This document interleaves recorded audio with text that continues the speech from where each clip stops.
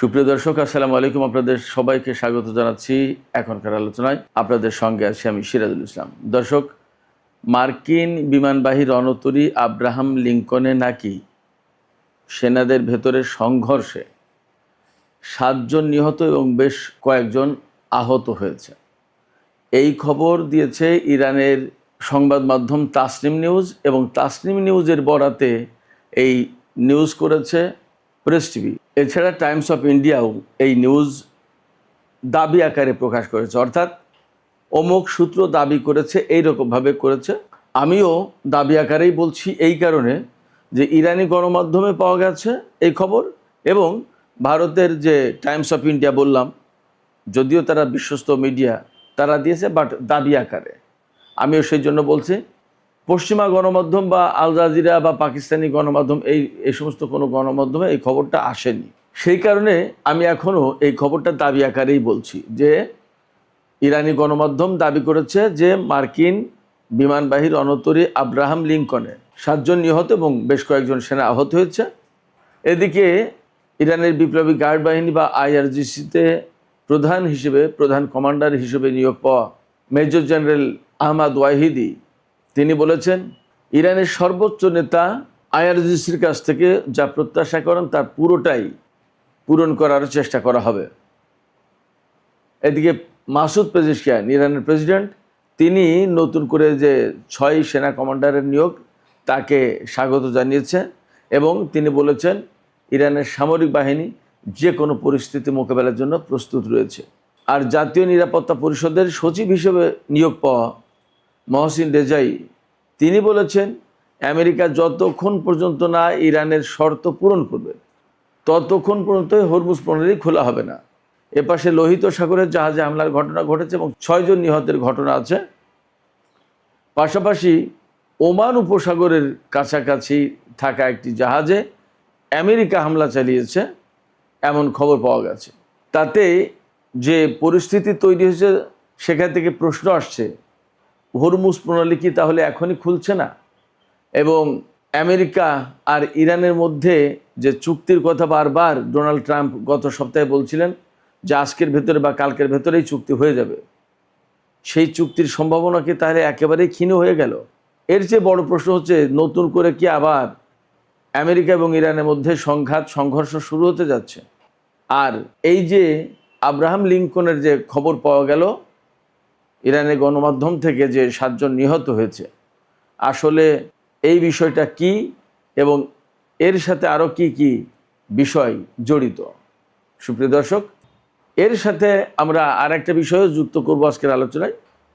সেটা হচ্ছে যে হরমুজ প্রণালী এবং আমেরিকা ইরানের মধ্যকার গত 2-3 দিনের নতুন করে যে উত্তেজনাকর কথাবার্তা, তার প্রেক্ষাপটে কিন্তু আন্তর্জাতিক বাজারে তেলের দাম বেড়েই চলেছে এবং শেয়ার মার্কেটে উদ্বেগ উৎকণ্ঠা বাড়ছে, অস্থিতিশীলতা বিরাজ করছে। সুপ্রিয় দর্শক, এই বিষয়গুলো নিয়ে এখনকার ভিডিওতে বিস্তারিত কথা বলার চেষ্টা করব। আশা করি আপনারা শেষ পর্যন্ত সঙ্গে থাকবেন, আর ভিডিও ভালো লাগলে লাইক কমেন্ট শেয়ার করবেন এবং চ্যানেলটি সাবস্ক্রাইব করে সাথেই থাকবেন। দর্শক, চলুন বিস্তারিত আলোচনা করি। প্রথম খবর যেটা বলছিলাম, যে মার্কিন রণতরী ইউএসএস আব্রাহাম লিঙ্কন, এটা প্রায় 9 মাস ধরে ভারত মহাসাগরে মোতায়েন করা রয়েছে। লক্ষ্য ছিল ইরানের বিরুদ্ধে যুদ্ধ করা। 2025 সালে অর্থাৎ গত বছরের নভেম্বর মাসে এই জাহাজ ভারত মহাসাগরে মোতায়েন করা হয়, এবং তখন ডোনাল্ড ট্রাম্প বিশ্বের সর্বাধুনিক এবং বৃহৎ যুদ্ধ জাহাজ হিসেবে, বিমানবাহী রণতরী হিসেবে ইরানকে ভয় দেখিয়েছিলেন। এবং এই জাহাজ মোতায়েন করার পর তিনি মার্কিন কর্মকর্তাদের কাছে প্রশ্ন করেছিলেন যে ইরান ভয় পাচ্ছে না কেন? আমাদের সবচেয়ে গুরুত্বপূর্ণ রণতরী মোতায়েন করলাম ইরানের একেবারে উপকূলের কাছাকাছি বলা যায়, তারপরেও তারা ভয় পাচ্ছে না, তারা নত হচ্ছে না, তারা চুক্তি করছে না, তারা আলোচনা আসছে না, ব্যাপারটাকে। তার মানে তিনি প্রথম দিকে এই জাহাজ মোতায়েন করে ভয় দেখাতে চেয়েছিলেন, কিন্তু আস্তে আস্তে আস্তে আস্তে সেটা শুধু ভয় দেখানোর পর্যায়ে না, একেবারে যুদ্ধের কাজেই জড়িয়ে পড়েছিল। এবং এই জাহাজ মোতায়েন করে এখন দেখা যাচ্ছে আমেরিকা এক ধরনের ঝামেলার ভিতরে পড়ে গেছে। ঝামেলার ভিতরে পড়েছে কি? এই জাহাজ মোতায়েন করার পরে 8-9 মাস চলে যাচ্ছে, সেনাদের কোনো ছুটি নেই, কোনো বন্দরেও ভেড়ার সুযোগ নেই। শুধু তাই না, মার্কিন গণমাধ্যমে একেবারে সব অনেক অনেক গণমাধ্যমে, আমেরিকার প্রভাবশালী প্রথম শ্রেণীর সমস্ত গণমাধ্যমে খবর এসছে যে এই আব্রাহাম লিঙ্কনে সেনারা খাবার দাবারের সংকটে পড়েছে। কোনো কোনো দিন এমন যাচ্ছে যে আধা কাপ ভাত আর 2 পিস গোশত এই খাওয়ানোর ব্যবস্থা হচ্ছে। খাবার দাবারের সংকট, তাদের লন্ড্রি সিস্টেম প্রায় 2 সপ্তাহ বন্ধ ছিল, কাপড় চোপড় পরিষ্কার পরিচ্ছন্ন করার কোনো ব্যবস্থা নেই, এমন হয়েছে। সেনারা অভিযোগ করেছে তাদের শাওয়ার সব ফাঙ্গাস পড়ে ছত্রাক পড়ে নষ্ট ফষ্ট ময়লা নোংরা হয়ে গেছে, ওয়াশরুমগুলো ব্যবহার করার কোনো উপায় নেই। দীর্ঘদিন ব্যবহারের ফলে, দীর্ঘদিন সমুদ্রে থাকার পরে এগুলো পরিষ্কার পরিচ্ছন্নতা করার কোনো ব্যবস্থা নেই, মানে রেগুলার নেই। 8-9 মাস ধরে একটানা মোতায়েন। এই যে দীর্ঘ মোতায়েন, যুদ্ধ ক্লান্তি, অবসাদ, মানে অবশ্রান্ত হয়ে গেছে তারা, ক্লান্ত শ্রান্ত। এইসব সেনাদের মনোবলও ভেঙে গেছে। ইরানের বিরুদ্ধে আমেরিকা যুদ্ধ করতে এসে তারা যে খুব স্বস্তিতে আছে, শান্তিতে আছে তা তো না। চোখের সামনেই তো তাদের ঘাঁটি মাটি সমস্ত সব কিছু নষ্টভষ্ট হয়ে গেছে। মধ্যপ্রাচ্যের বিভিন্ন দেশ থেকে ইরান হামলা চালিয়ে ধ্বংস করে দিয়েছে না। শুধু তাই না, এই সমস্ত জাহাজে যথেষ্ট পরিমাণে গোলা বারুদ, ক্ষেপণাস্ত্র, অস্ত্র এগুলোর জোগাড় নেই। যদি এই সমস্ত জাহাজের বিরুদ্ধে ইরান অভিযান চালায় তাহলে যথেষ্ট বিপদের আশঙ্কা আছে বলে এই সমস্ত সেনারা এখন মনে করছে। তারা বিরক্ত, ক্লান্ত, পরিবার পরিজনের সাথে আজ এত মাস বিচ্ছিন্ন। এমনকি নিত্য প্রয়োজনীয় যে সমস্ত জিনিসপত্র, সাবান, ডিওড্রান্ট, তারপরে আপনার টুথপেস্ট, এগুলো ঠিকমতো জাহাজের সেনারা পাচ্ছে না। জাহাজে অনেক সময় গরম পানির কোনো ব্যবস্থা নেই। পরিবার পরিজনের সাথে মেইলে অর্থাৎ যোগাযোগ করবে, সেই যোগাযোগের ব্যবস্থাও ঠিকমতো থাকে না, ডিসরাপ্ট হয়। আর নৈতিক মনোবল তো একেবারেই ভেঙে পড়েছে। এমনকি সম্প্রতি এমন খবরও বের হয়েছে, আমি সেটাও দাবি আকারেই বলছি, আমি বলছি না নিশ্চিত খবর, বাট এমন খবর বের হয়েছে যে এই আব্রাহাম লিঙ্কন থেকে এক সেনা সাগরে লাফ মারতে চেয়েছিল, অর্থাৎ আত্মহত্যার চেষ্টা চালিয়েছে। এখন জাহাজের উপর থেকে লাফ মারা মানে অনেক উঁচু থেকে, একটা জাহাজ কয়েকতলা বিল্ডিংয়ের সমান, অনেক উঁচু, সেই জাহাজ থেকে লাফ মারার চেষ্টা করেছে। জাহাজে যে গোলযোগ, মারামারি বা হত্যাকাণ্ডের ঘটনা বা হতাহতের ঘটনা প্রকাশ করা হয়েছে প্রেস টিভিতে বা ইরানি গণমাধ্যমে বা টাইমস অফ ইন্ডিয়াতে, তাতে দাবি করা হচ্ছে যে এই যে জাহাজের কন্ডিশন, এই কন্ডিশন নিয়ে 1-1.5 সপ্তাহ আগে সম্ভবত এই জাহাজে মোতায়েন যে সেনা, তাদের পরিবার পরিজনের সাথে আমেরিকার সেনা কমান্ডাররা কয়েকজন আমেরিকা আর কি কথাবার্তা বলেছে, একটা মিটিং করেছে, মত বিনিময় করেছে। সেখানে পরিবারের পক্ষ থেকে এই সমস্ত অভিযোগ অনেক কিছু তুলে ধরা হয়েছিল। তুলে ধরলে সেখানে সেনা কমান্ডার অনেকেই এই সমস্ত বাস্তব সংকটের কথা তারা স্বীকার করেছে। এবং আসলে আব্রাহাম লিঙ্কনের পরিস্থিতি কি, এইটা একেবারে সরেজমিন দেখার জন্য হাইকমান্ড থেকে বলা হয়েছিল। বলা হলে এই যে সেন্টকমের যিনি প্রধান Brad Cooper, admiral Brad Cooper, ইনি আরেকজন সেনা কর্মকর্তাকে পাঠিয়েছেন এই জাহাজে দেখতে যে কি পরিস্থিতি, আসলে বাস্তব অবস্থা কী। তো সেই সেনা কর্মকর্তা এসে এখানে যখন সেনাদের বাস্তব অবস্থা, জাহাজের পরিস্থিতি বোঝার চেষ্টা করেছেন, জানার চেষ্টা করেছেন, আলাপ করেছেন, এই আলাপ এই জানা বোঝা করতে গিয়েই কিছু সেনা উত্তেজিত হয়ে পড়ে খেপে যায় এবং এখানে তীব্র বাকবিতণ্ডার সৃষ্টি হয়। চরম বাকবিতণ্ডার এক পর্যায়ে হয়তো মারামারি, হাতাহাতি, এবং শেষমেশ সেখানে নাকি ধারালো ছুরি, বিভিন্ন অস্ত্র এগুলো নিয়ে মারামারি, সংঘর্ষ হয়েছে। আমি জানি না কিভাবে কি হয়েছে, বাট দাবি যেটা, সেখান থেকে হয়তো এরকমভাবে বলা যেতে পারে যে মারামারি হয়েছে। তখন মারামারির পরে হয়তো উত্তেজনা, এক পক্ষ হয়তো সেনা অফিসারের পক্ষ নিয়েছে, আরও কিছু লোক হয়তো এদের বিরুদ্ধে নিয়েছে, অর্থাৎ একটা বিদ্রোহ, গোলমাল এরকম যদি হয়ে থাকে। এগুলো হওয়ার পরে কি হয়েছে, মারামারি, হাতাহাতি এক পর্যায়ে জাহাজের হয়তো বিভিন্ন ফল কাটা, খাবার দাবার, রান্নাবান্না অনেক কিছুতেই তো ছুরি ছাড়ি বিভিন্ন রকমের যন্ত্রপাতি, অস্ত্রপাতি অনেক কিছুই থাকতে পারে। হয়তো বা সেনাদের আত্মরক্ষার জন্যও তো অনেক সময় অনেক কিছু ব্যবহার করা হয়। এই রকম অস্ত্র নিয়ে বা ছুরি নিয়ে পাল্টাপাল্টি মারামারি, সংঘর্ষ এবং তাতে 7 জন নিহত এবং অনেকে আহত হয়েছে খবরে দাবি করা হয়েছে। আমি আবারও বলছি, ব্যাপারটা যদি তাই হয় এবং এই খবর যদি সত্য হয়, তাহলে আমেরিকার ইতিহাসে এটা একটা বিরাট নেতিবাচক ঘটনা হয়ে গেল, যেখানে মার্কিন সেনাবাহিনীর শৃঙ্খলা এবং তাদের উচ্চ সক্ষমতা, তাদের ক্যাপাবিলিটি, যেখানে ভুবন বিখ্যাত সবাই আলাদা রকমের সমীহ করতো সবাই, সেই জায়গায় আব্রাহাম লিঙ্কনের এই সংঘর্ষের ঘটনা, হতাহতের ঘটনা যদি ঘটে থাকে, তাহলে নিঃসন্দেহে অনেক বড় নেতিবাচক খবর মার্কিন বাহিনীর জন্য। এবং মার্কিন বাহিনীর ব্যাপারে অনেকেই ধারণা করছে বা অনেকেই বলছেন, এভাবে বিশ্লেষকরা, যে মধ্যপ্রাচ্যে ইরানের সাথে যুদ্ধ করতে এসে আমেরিকার বাহিনীর অনেক কিছু দুর্বলতা প্রকাশ হয়ে পড়ছে। এবং আব্রাহাম লিঙ্কনের এই ঘটনা যদি ঘটে থাকে, তাহলে সেই দুর্বলতারই একটা বড় প্রকাশ্য রূপ এই সংঘাতের ঘটনা। ইরানও এখানে একটা কৌশল নিয়েছে, তারা কিন্তু খুব সহজে যুদ্ধ শেষ করছে না এবং আমেরিকাকে এই কৌশলের ভিতরে ফেলেছে। ইরান চাইছে যুদ্ধ দীর্ঘমেয়াদী করতে, যাতে মার্কিন সেনারা অবসাদগ্রস্ত হয়ে পড়ে, ক্লান্ত হয়ে পড়ে এবং তারা এক পর্যায়ে যুদ্ধের ব্যাপারে বিতৃষ্ণ হয়ে পড়ে, যুদ্ধ আর করতে চাইবে না, এরকম একটা পরিস্থিতি তৈরি করবে। এবং আস্তে আস্তে মনে হয় সেই দিকে যাচ্ছে, কারণ আরব দেশগুলোর মার্কিন ঘাঁটিগুলো প্রায় ধ্বংস করে ফেলেছে ইরান। এখন জাহাজ থেকে যুদ্ধ করা ছাড়া আর কোনো উপায় নেই, কিন্তু জাহাজ থেকে যুদ্ধ করে খুব একটা লাভ হবে না। লোহিত সাগর দিয়ে আমেরিকার কোনো জাহাজ আসতে পারবে না।